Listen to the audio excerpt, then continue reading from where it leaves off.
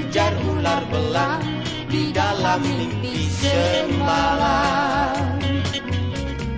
Tetapi kata orang, mimpi ini punya arti bahagia nanti pastilah datang, asalkan sabar menanti.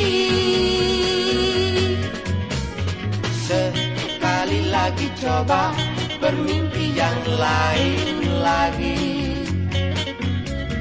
Digigit ular sawah sebesar pohon kelapa. tetapi memang belumlah jodoh. Walaupun sabar kita menanti.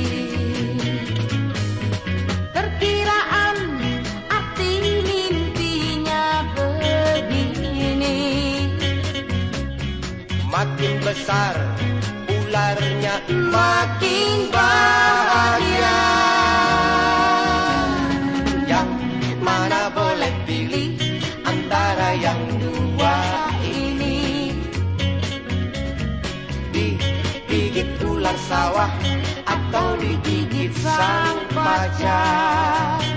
janganlah tanyakan padaku, Asalkan sabar kita menanti.